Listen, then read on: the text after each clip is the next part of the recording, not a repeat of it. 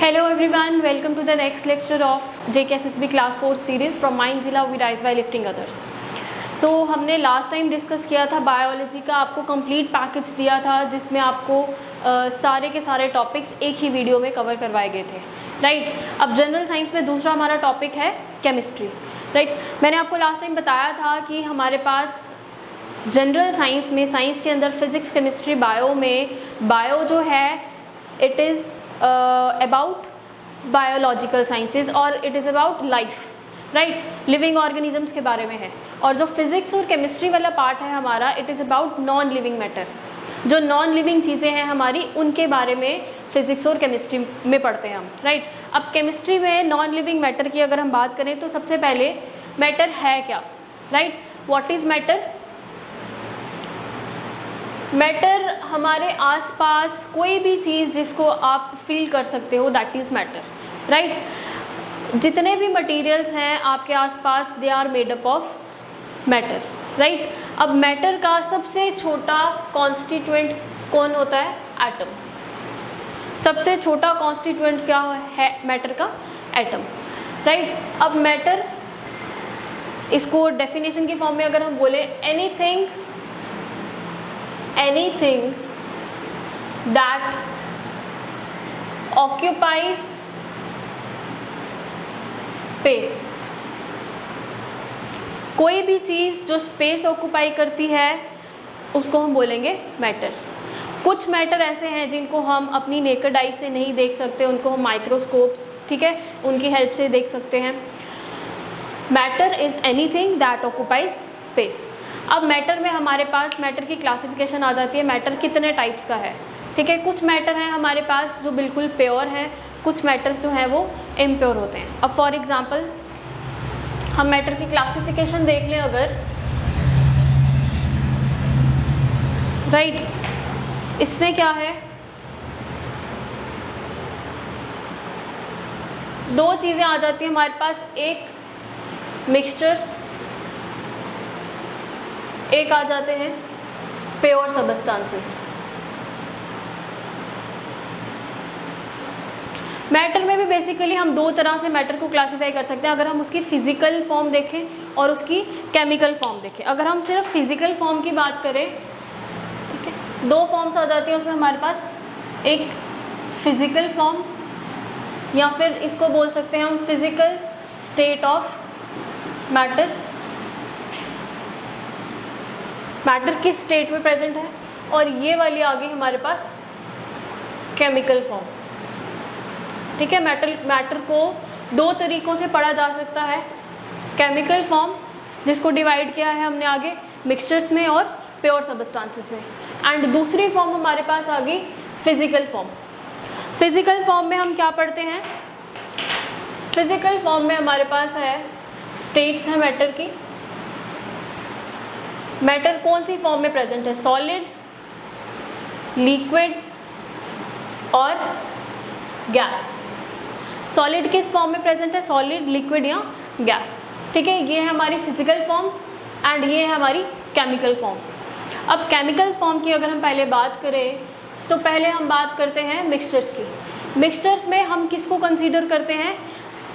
ऐसे सबस्टांसेस जिनको हम फिजिकली सेपरेट कर सकते हैं, राइट, जो दो चीज़ें प्योर सबस्टांसेस दें। फॉर एग्जांपल अगर हम बोलेंगे पानी क्या है, जब हम प्योर वाटर की बात करते हैं यानी कि उस पानी के अंदर कोई और चीज़ मिक्स्ड नहीं है, वो प्योर वाटर है, कोई मिट्टी नहीं है। अगर हम उस पानी के अंदर से सपोज हम सैंड डाल देंगे, राइट, तो सैंड डाल दी या फिर नमक डाल दिया, चीनी डाल दी, वो प्योर वाटर नहीं है, अब उसके अंदर कोई और चीज़ भी डिजॉल्व है, राइट। तो इन चीज़ों को हम बोलेंगे ये क्या बन गया? मिक्सचर बन गया। लेकिन जब हम सिर्फ पानी की बात कर रहे हैं, किसी प्योर चीज़ की बात कर रहे हैं, तो वो क्या आ गई? हमारी प्योर सबस्टांसेस। अब मिक्सचर्स में भी हमारे पास दो तरह के मिक्सचर्स आ जाते हैं। दो तरह के कौन से मिक्सचर्स आते हैं? एक होमोजेनस मिक्सचर्स, एक हमारे पास आगे हेटेरोजेनस मिक्सचर्स। होमोजेनस मिक्सचर्स किसको कहा जाता है? होमोजेनस मिक्सचर्स वो होते हैं जिनको आप विजिबली अलग अलग नहीं देख सकते। जैसे आप देख रहे हो, फॉर एग्जांपल पानी है, ठीक है, ये पानी है, इस पानी के अंदर मैंने क्या डाल दिया, सॉल्ट डाल दिया, नमक डाल दिया या फिर चीनी डाल दी। थोड़ी देर के बाद इसको मिक्स करोगे तो वो मिक्स हो जाएगा। अब ये शुगर और सॉल्ट कहाँ जाके, यहाँ जो भी स्पेसेस होंगे वाटर के मॉलिक्यूल्स के बीच में, जो जो भी जगह होगी वहाँ जाकर डिज़ोल्व हो जाएगा।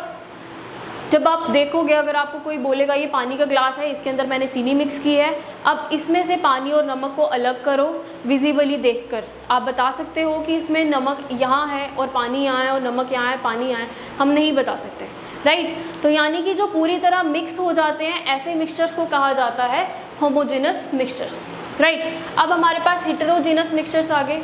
हेटेरोजेनस मिक्सचर्स मैं सेम एग्जांपल ले लेती हूँ। फॉर एग्जांपल हमने पानी लिया है, ठीक है। अब इस पानी में आपने क्या डाल दिया, फॉर एग्जांपल आपने कोई पल्स डाल दी, कोई दाल डाल दी, ठीक है।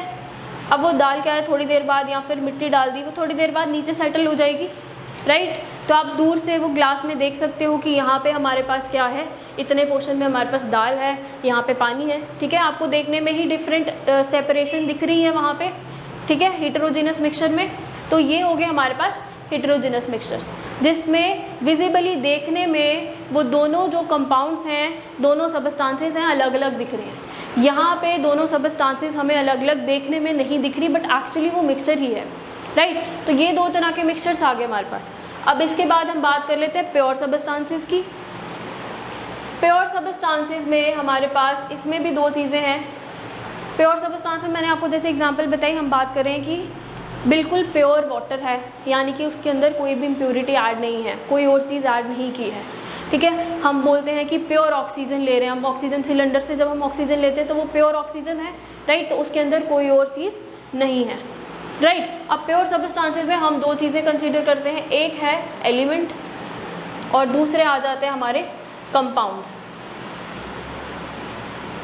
यानी कि प्योर एलिमेंट है कोई, प्योर कंपाउंड है कोई।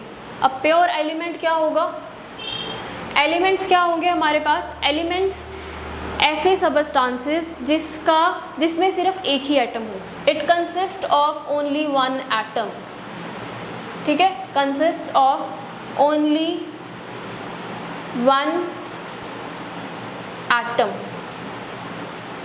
ठीक है, वन एटम या फिर आप कह लो वन टाइप ऑफ एटम, ठीक है, एक ही तरह का एटम है इसमें। एटम यानी कि हम पीरियोडिक टेबल की बात करेंगे थोड़ी देर में।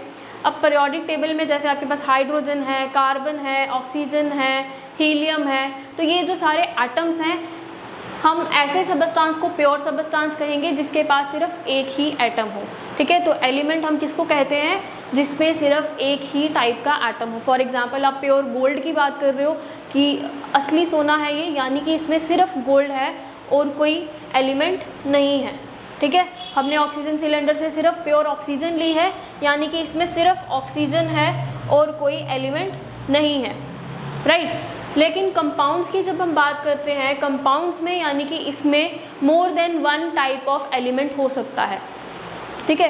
कंपाउंड्स हम किसको कहते हैं, जिसमें एक से ज़्यादा एलिमेंट्स मिलकर केमिकल बॉन्ड बनाते हैं।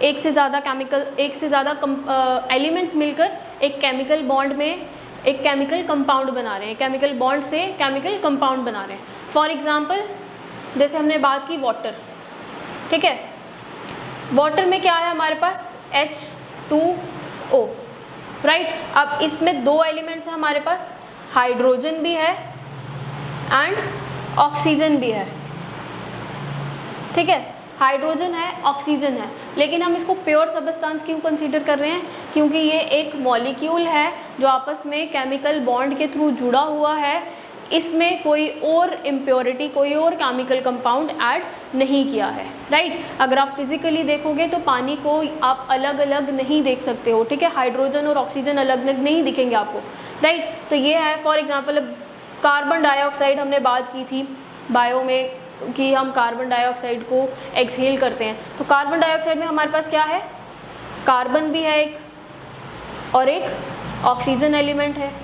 तो ये किसके थ्रू जुड़े हैं, केमिकल बॉन्ड के थ्रू जुड़े हैं। अभी केमिकल बॉन्ड के थ्रू जुड़े हैं तो हम इनको सेपरेट नहीं कर सकते। मिक्सचर्स में क्या है, इनमें हम जो सबस्टांसेस हैं सबस्टांसेस कैन बी सेपरेटेड, ठीक है। और इस केस में हम सबस्टांसेस को, जो इसके कंपाउंड या फिर एलिमेंट होगा, उनको हम सेपरेट नहीं कर सकते, ठीक है। अनटिल अनलेस इस वाटर को जब तक बहुत ज़्यादा आप कोई केमिकल ट्रीटमेंट नहीं दोगे तब तक आप इन बॉन्ड्स को तोड़ नहीं सकते, राइट। तो ये है हमारे पास केमिकल फॉर्म हमारे मैटर की, ठीक है। अब केमिकल फॉर्म के अलावा हमारे पास फिजिकल फॉर्म में क्या आ जाता है। फिजिकल फॉर्म में मैंने आपको बताया solid, liquid and gas, right. Solid, liquid and gas में अब सॉलिड और लिक्विड और गैस, इन तीनों फॉर्म्स में डिफरेंस क्या है सबको पता है। सबसे बेसिक एग्जांपल आपको पता है आइस। आइस क्या है हमारी सॉलिड, उसको लिक्विड में हम कन्वर्ट करते हैं तो वाटर बोलते हैं, और जब वो गैसियस फॉर्म में चेंज हो जाता है तो हम उसको क्या कहते हैं, वाटर वेपर्स, राइट। तो ये हम एग्जांपल ले लेते हैं सॉलिड, लिक्विड एंड गैस की। Solid, liquid and gas. अब सॉलिड में क्या है हमारे पास, इन तीनों में बेसिक डिफरेंस क्या है हमारे पास। फॉर एग्जाम्पल दिस इज कोई ये आइस क्यूब समझ लीजिए, आइस क्यूब है, राइट। अब इस आइस क्यूब में क्या है, पार्टिकल्स जो है वो एक दूसरे के बिल्कुल पास है, राइट, एक दूसरे के बिल्कुल पास है। अब कोई सॉलिड चीज़ है, फॉर एग्जांपल ये डस्टर है, इसकी अपनी एक शेप है, अगर मैं इसको ग्लास में डालूंगी तो भी ये यही शेप मेंटेन करके रखेगा, राइट। लेकिन अगर हमारे पास कोई लिक्विड है, फॉर एग्जांपल वाटर है, अगर मैं उसको ग्लास में डालूंगी उसकी शेप चेंज हो जाएगी, राइट। अगर मैं उसको किसी और बर्तन में डालूंगी तो उसकी शेप चेंज हो जाएगी। तो अब इसमें क्या है, सॉलिड में सबसे पहली चीज़ इसकी जो शेप है वो कैसी है, डेफिनेट शेप। शेप कैसी है इसकी, डेफिनेट शेप। लेकिन लिक्विड की शेप डेफिनेट नहीं है, राइट। जिस चीज़ में जाएगा उसकी जैसी शेप ले लेगा। डेफिनेट शेप नहीं है, इनडेफिनेट शेप। और गैस में भी क्या है, इनडेफिनेट शेप। दूसरी चीज़ हमारे पास आ जाती है वॉल्यूम। अब इस आइस क्यूब ने इतनी जगह कवर की है, राइट। फॉर एग्जाम्पल इसकी वॉल्यूम कितनी है, से सपोज 1000 सेंटीमीटर क्यूब, ठीक है, 1000 सेंटीमीटर क्यूब इसकी वॉल्यूम है। इसको हमने लिक्विड में चेंज कर दिया, इसको हमने मेल्ट कर दिया, लिक्विड में चेंज कर दिया, राइट। अब लिक्विड में क्या होगा, मैंने कहा इसकी लिक्विड की वॉल्यूम कितनी है, 1 लीटर। अब 1 लीटर पानी है हमारे पास, या हम उसको किसी और कंटेनर में डालें, अगर उसको बॉटल में डालेंगे तब भी वो 1 लीटर रहेगा, अगर किसी और बर्तन में डाल देंगे तब भी वो 1 लीटर रहेगा, यानी कि उसकी वॉल्यूम चेंज नहीं होने वाली, राइट। सॉलिड के केस में तो वॉल्यूम वैसे नहीं चेंज होगी, कोई चेंज ही नहीं आएगा तो वॉल्यूम भी नहीं चेंज होगी।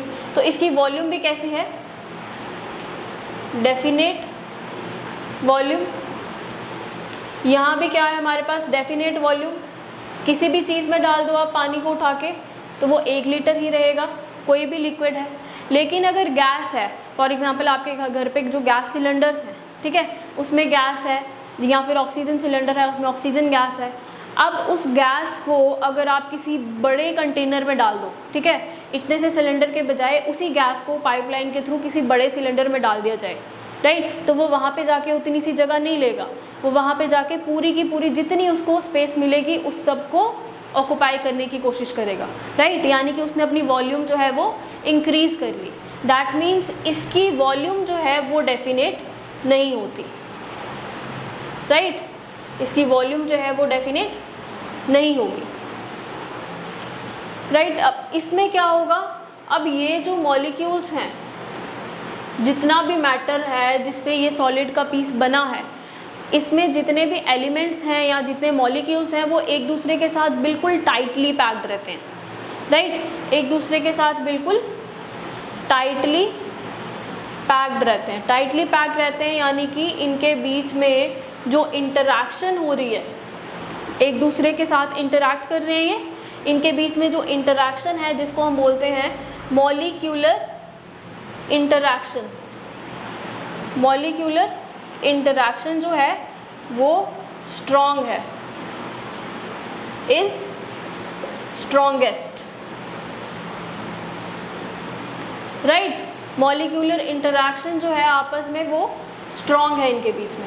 अब जब हम इसको हीट देंगे, ठीक है, हमने इसको हीट दी और ये मेल्ट होके पानी में कन्वर्ट हो गया, मेल्ट होके पानी में कन्वर्ट हो गया, तो इसमें क्या होगा, इसके जो मॉलिक्यूल्स हैं उनमें इंटरैक्शंस जो हैं वो थोड़ी वीक हो जाएंगी, राइट। तो यहाँ पे क्या होगा, मॉलिक्यूलर इंटरैक्शंस जो हैं दे आर वीकर।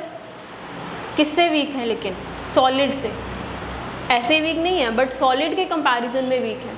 अब हम इसको और हीट देंगे, और हीट दी हमने इसको, तो ये किसकी फॉर्म में कन्वर्ट हो गया, वेपर्स की फॉर्म में, राइट। वेपर्स की फॉर्म में कन्वर्ट हो गया, तो ये पार्टिकल्स और दूर दूर चले गए, यानी कि इनकी जो इंटरैक्शन है वो और ज़्यादा वीक होगी। तो यहाँ पे मॉलिक्यूलर जो इंटरैक्शन है वो कैसी होगी, will be the weakest, right. तो ये हमारी फॉर्म्स हैं मैटर की, फिजिकल फॉर्म्स। इसके अलावा एक फोर्थ फॉर्म भी आती है हमारे पास जिसको हम प्लाज्मा बोलते हैं। एक फोर्थ फॉर्म भी है वैसे तो, प्लाज्मा। प्लाज्मा में बेसिकली हम किसको रखते हैं, जो आयोनाइज्ड गैस होती है। आयोनाइज्ड गैस का मतलब है ऐसी गैसेस या फिर ऐसे एलिमेंट्स जिनके ऊपर कोई चार्ज हो, या तो प्लस का चार्ज हो या तो माइनस का चार्ज हो, ठीक है। आयंस हम इन्हीं को बोलते हैं जिसके पास या तो प्लस या तो माइनस का चार्ज हो। ऐसी गैसेस को आयोनाइज्ड गैसेस कहा जाता है और उसको हम किस में रखते हैं, प्लाज्मा में। फॉर एग्जांपल हमारा जो सन है, सन के बीच में आपको पता है हमारे पास गैस है, हाइड्रोजन गैस है, हीलियम गैस है, ठीक है। तो हम उसको क्या कंसीडर करते हैं, प्लाज्मा। अब एक और चीज़, जब सॉलिड से लिक्विड में कन्वर्ट किया, लिक्विड से गैसियस फॉर्म में कन्वर्ट किया, अब इस कन्वर्जन के प्रोसेस को कुछ नाम दिया जाता है। ये पहले तो कन्वर्ट कैसे हुआ, हीट देने से ऐसा क्या हुआ कि ये कन्वर्ट हो गया, राइट। और इस प्रोसेस को क्या कहा जाता है। जब सॉलिड से लिक्विड में कन्वर्ट होगा तो हम उसको क्या बोलेंगे, the process is called as melting. क्या कहा जाता है उसे, मेल्टिंग। मेल्टिंग में क्या होगा हमारे पास, ये जो सॉलिड फॉर्म है it starts converting into liquid form. और ऐसा टेम्परेचर जिस टेम्परेचर पे जो सॉलिड है वो कन्वर्ट होने शुरू हो जाता है या फिर इक्विलिब्रियम में आ जाता है, यानी कि सॉलिड और लिक्विड फॉर्म जो है वो दोनों बराबर हो जाती हैं, उस टेम्परेचर को कहा जाता है मेल्टिंग टेम्परेचर, राइट। उसको कहा जाता है मेल्टिंग टेम्परेचर। अब मेल्टिंग टेम्परेचर के बाद हमारे पास क्या आ जाता है, जब हम लिक्विड फॉर्म है, लिक्विड फॉर्म को अगर हम कन्वर्ट कर रहे हैं गैसियस फॉर्म में, लिक्विड को कन्वर्ट किया हमने गैसियस फॉर्म में, लिक्विड को गैसियस फॉर्म में कन्वर्ट करने के लिए प्रोसेस को क्या कहा जाता है, बॉइलिंग। जब आप पानी से वेपर्स देखते हो, पानी को जब बड़ा ज़्यादा गर्म करते हो उसके बाद वेपर्स बनने शुरू हो जाते हैं, यानी कि आप पानी को क्या कर रहे हो, बॉयल कर रहे हो। और उस टेम्परेचर को जहाँ ये बॉयल होने लगता है इसको क्या कहा जाता है, बॉइलिंग पॉइंट या फिर बॉइलिंग टेम्परेचर, राइट। इस पॉइंट को कहते हैं बॉइलिंग पॉइंट। अब एक और चीज़ है, आपने नोटिस किया होगा, जब आप सॉलिड से देखते हो ये लिक्विड में कन्वर्ट हो रहा है, या फिर लिक्विड से देखते हो ये गैस में कन्वर्ट हो रहा है, राइट। आपने गैस पे चढ़ाया हुआ है पानी, बॉईल हो रहा है, आपने थर्मोमीटर लगा के देखा उसका टेम्परेचर कितना है, 100 डिग्री सेल्सियस। थोड़ी देर बाद देखोगे अभी भी पानी बॉईल हो रहा है, अभी भी टेम्परेचर कितना है, 100 डिग्री सेल्सियस। लेकिन आप नीचे से आपने गैस बंद नहीं की है, फ्लेम बंद नहीं किया, तो वो जो हीट है वो कहाँ जा रही है, एक्स्ट्रा हीट, टेम्परेचर इंक्रीज नहीं हो रहा। अगर अब क्या होता है यहाँ पे, हम इसको बोलते हैं, अब जो एक्स्ट्रा जो हीट आप दे रहे हो, इसको जो एक्स्ट्रा हीट दे रहे हो वो बेसिकली क्या करता है, जो आपके जो मॉलिक्यूल्स हैं इनके बीच में जो इंटरैक्शन है इनको तोड़ने के लिए, इस इंटरैक्शन को तोड़ने के लिए जो हीट यूज हो रही है, एक्स्ट्रा हीट यूज हो रही है, that is called latent heat. उसको क्या कहा जाता है, लेटेंट हीट। लेटेंट का मतलब ही है हिडन, छुपा हुआ, राइट। तो जब हमारा सॉलिड से लिक्विड में चेंज होगा या लिक्विड से वेपर फॉर्म में चेंज होगा, तो क्या होगा, कुछ देर के लिए वो टेम्परेचर मेंटेन रहता है, या तो मेल्टिंग पॉइंट या फिर बॉइलिंग पॉइंट, दोनों केसेस में। तो वहाँ पे क्या होगा, हमारे पास जो एक्स्ट्रा हीट यूज़ होगी, राइट, वो एक्स्ट्रा हीट किसके लिए यूज़ होगी, मॉलिक्यूल्स की इंटरैक्शन को तोड़ने के लिए। पहले यहाँ पे मॉलिक्यूल्स की इंटरैक्शन को तोड़ने के लिए, फिर यहाँ पे भी मॉलिक्यूल्स की इंटरैक्शन को तोड़ने के लिए। तो वो एक्स्ट्रा हीट को क्या कहा जाता है, लेटेंट हीट, राइट। अब एक और चीज़, अगर हमने गैसियस फॉर्म से वापस लिक्विड फॉर्म में चेंज करना है तो उस प्रोसेस को क्या कहेंगे, कंडेंसेशन। उस प्रोसेस को क्या बोलेंगे, कंडेंसेशन। कंडेंसेशन कैसे होती है हमारे पास, फॉर एग्जांपल ये गैसियस फॉर्म है, ठीक है, गैसियस फॉर्म है।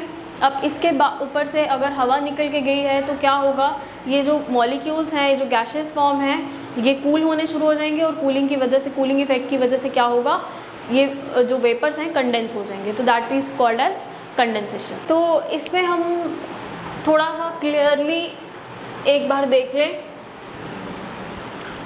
कि सॉलिड, लिक्विड और गैस के इंटर कन्वर्जन में कौन कौन से प्रोसेसेस यूज़ होते हैं, ठीक है।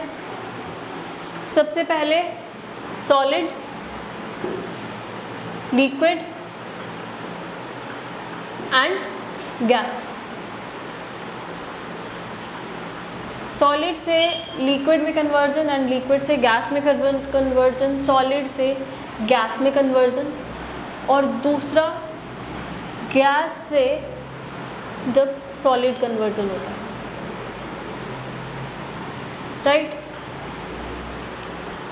ये हमने देखा सॉलिड से जब लिक्विड बनता है, this is called melting, this is called melting. Liquid से जब गैस बन रही है, this is called vaporisation, vaporisation, vapours बन रहे हैं, या फिर आप इसको इवेपोरेशन भी टर्म दे सकते हो, इवेपोरेशन, राइट।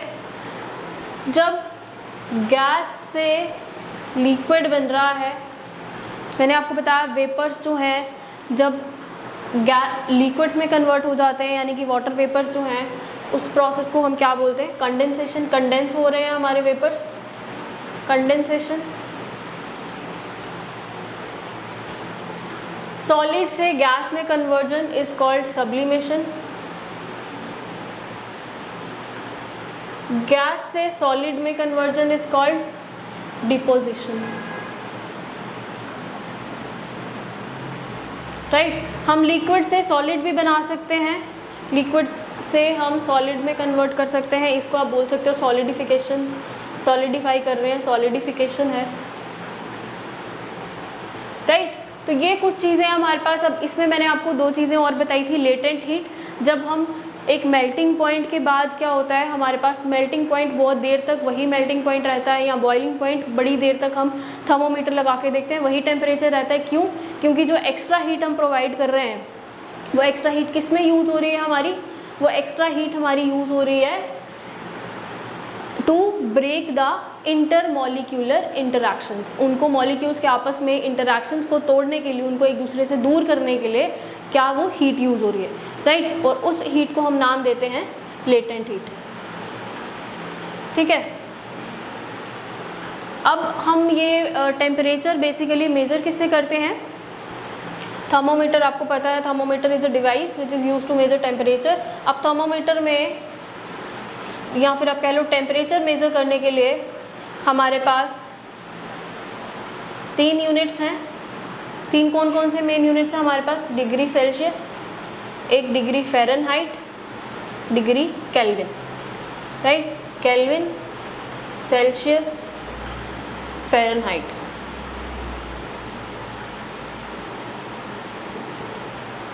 राइट। अब इसको हम मेजर कैसे करते हैं, फॉर एग्जांपल हमारे पास वाटर का बॉइलिंग पॉइंट कितना है, 100 डिग्री सेल्सियस।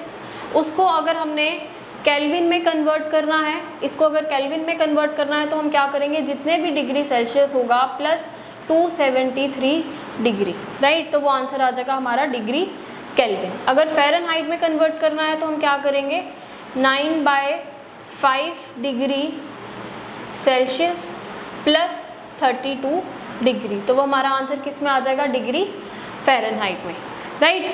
तो ये है हमारा इंटर कन्वर्जन टेम्परेचर का, और ये मैंने आपको बताया मेल्टिंग पॉइंट के बारे में, बॉइलिंग पॉइंट के बारे में, राइट। फिर इसके अलावा कंडेंसेशन क्या है, इवेपोरेशन क्या है। अब आपको हो सकता है एग्जांपल्स भी पूछी जा सके कि कंडेंसेशन कहाँ हो रही है, इवेपोरेशन कहाँ हो रही है, राइट। जो हमारी सरफेस है, अब इवेपोरेशन में फॉर एग्जांपल अगर आपको पूछा जाए कि जब हम कपड़े सुखाते हैं, राइट, कपड़े हम स्प्रेड करके सुखाते हैं, स्प्रेड करके क्यों सुखाते हैं, क्योंकि उसकी सरफेस बढ़ जाती है। जब उसकी सरफेस बढ़ जाती है तो उसमें क्या होगा, सरफेस बढ़ने से क्या होगा, वाटर वेपर्स जो हैं वो जल्दी से उड़ने शुरू हो जाएंगे, राइट। बेसिकली इवेपोरेशन में और हमारा बॉइलिंग में या वेपराइजेशन में फ़र्क क्या है, नॉर्मली क्या है, जब लिक्विड से गैस में कन्वर्ट होना है तो हम उसको बोलेंगे वेपराइजेशन। लेकिन अगर हम सिर्फ सरफेस की बात कर रहे हैं, राइट, फॉर एग्जांपल जो आपकी समुद्र है या फिर नदियां हैं, आपकी जो सी है, वहाँ पे क्या होता है, जो सरफेस है आपकी, उस सरफेस के जो वाटर मॉलिक्यूल्स हैं वो क्या करते हैं, वेपराइज होने शुरू हो जाते हैं, इवेपोरेट होने शुरू हो जाते हैं। लेकिन वो बॉइलिंग पॉइंट पे नहीं होगा, राइट, वो नॉर्मली भी होने शुरू हो जाता है आपका इवेपोरेशन। ज़रूरी नहीं अब आपने कपड़े डाले हैं तो वो बॉइलिंग पॉइंट पे ही वहाँ से वाटर जो है वो वेपर की फॉर्म में कन्वर्ट होगा, राइट। ये जो सरफेस से जो वेपराइजेशन होती है स्पेसिफिकली, इस प्रोसेस को हम क्या कहते हैं, इवेपोरेशन, राइट। तो इसके अलावा अब हमारे पास और क्या हो सकता है, जैसे से सपोज आपने देखा होगा आपकी जो बॉटल ठंडे पानी की, अगर आप बॉटल फ्रिज से निकाल के बाहर रखते हो, थोड़ी देर के बाद क्या होता है कि वो बॉटल उसके बाहर क्या होता है, वेपर्स इकट्ठे हो जाते हैं। अब वो वेपर्स उसके बाहर क्यों इकट्ठे हो जाते हैं, आप उसके बाहर देखोगे वाटर के ड्रॉप्स इकट्ठे हो जाते हैं। वो वाटर के ड्रॉप्स क्यों इकट्ठे हो जाते हैं, अब आपकी एयर में क्या है, एयर में आपकी ह्यूमिडिटी है, एयर में ह्यूमिडिटी भी, आपने फ्रिज से बॉटल निकाली है, फ्रिज से जो बॉटल निकाली है उसका टेम्परेचर जो है वो कम है, बाहर जो है वो टेम्परेचर ज़्यादा है। बाहर जो टेम्परेचर ज़्यादा है, जब वो उसके कांटेक्ट में आएगा, उस बॉटल के कांटेक्ट में आएगा, तो उसके पास के जो वेपर्स होंगे, वाटर वेपर्स, उस बॉटल के आसपास के जो वाटर वेपर्स होंगे वो क्या होने शुरू हो जाएंगे, कंडेंस होने शुरू हो जाएंगे, राइट। वो वाटर वेपर्स कंडेंस होने शुरू हो जाएंगे उस बॉटल के बिल्कुल पास जाकर, राइट। तो वहाँ पे आपको कंडेंसेशन का एग्जाम्पल पूछी जा सकती है, राइट। तो ये आपका आज का था कुछ स्टेट्स ऑफ मैटर। इसमें स्टेट्स ऑफ मैटर में हमने किया केमिकल क्लासिफिकेशन, जिसमें हमने किया प्योर सबस्टांसेस और मिक्सचर्स के बारे में। मिक्सचर्स हमारे पास दो तरह के, होमोजेनस और हेट्रोजेनस, एंड प्योर सबस्टांसेस में हमने देखा एलिमेंट और हमारे कंपाउंड्स। फिर हमारे पास फिजिकल फॉर्म है। फिजिकल फॉर्म ऑफ मैटर में हम क्या पढ़ते हैं कि वो सॉलिड है, लिक्विड है या गैस है, राइट। तो सॉलिड से लिक्विड का कन्वर्जन और लिक्विड से गैस का कन्वर्जन, और इंटर कन्वर्जन हमने देखा कौन कौन से प्रोसेस यूज हो सकते हैं, राइट। तो this is it for this topic. अब नेक्स्ट टॉपिक हम नेक्स्ट वीडियो में कवर करेंगे। If you have any doubt please go to the description box, वहाँ पे आपको लिंक दिया है, आप कमेंट सेक्शन में कमेंट करके बता सकते हो। अगर आपको ये वीडियो अच्छी लगी है please give a like and subscribe to this channel Mindzilla. Thank you.